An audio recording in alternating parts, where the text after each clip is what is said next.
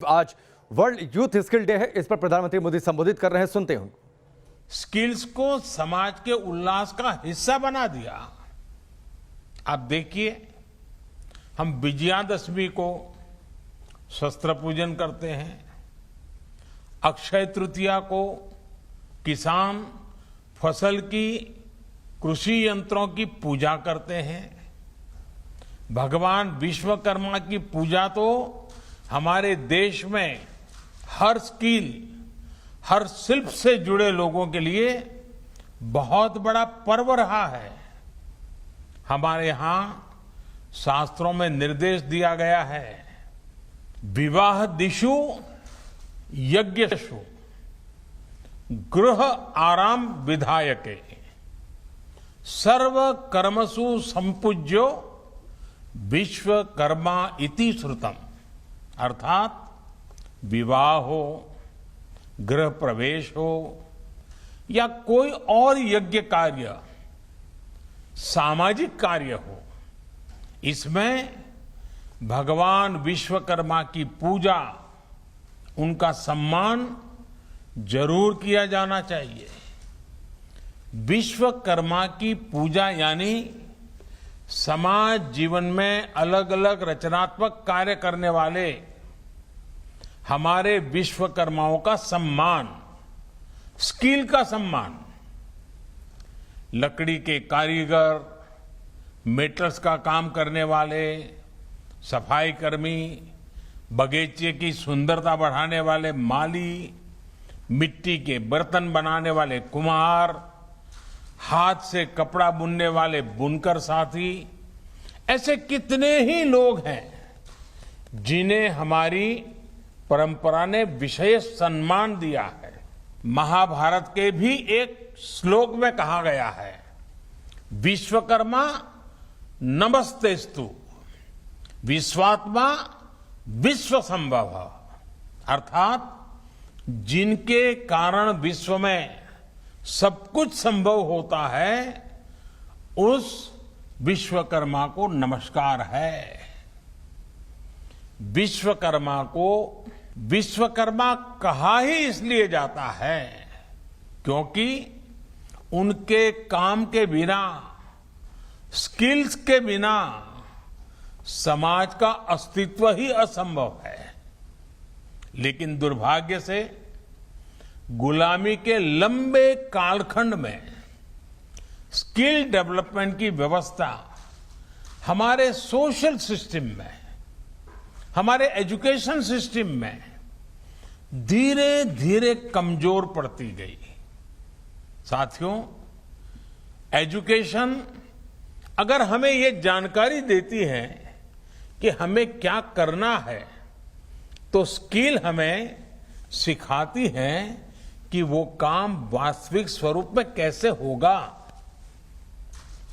देश का skill India mission इसी सच्चाई, इसी जरूरत के साथ कदम से कदम मिलाने का अभियान है।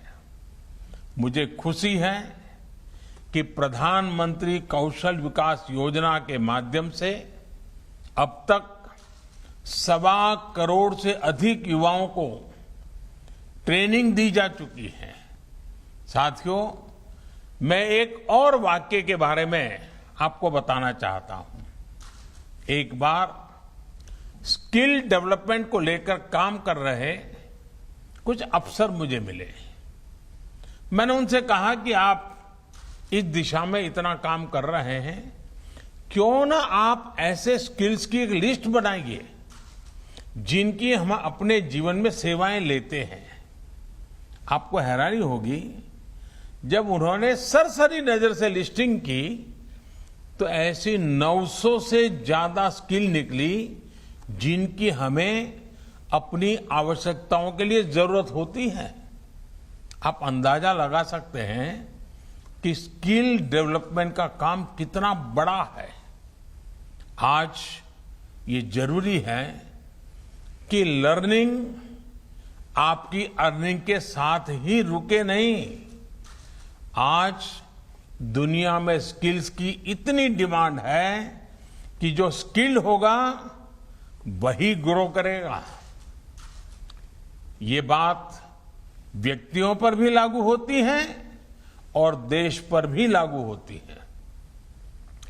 दुनिया के लिए एक स्मार्ट और skilled man power solutions Bharat दे सके, ये हमारे नौजवानों की स्किलिंग स्ट्रेटजी के मूल में होना चाहिए।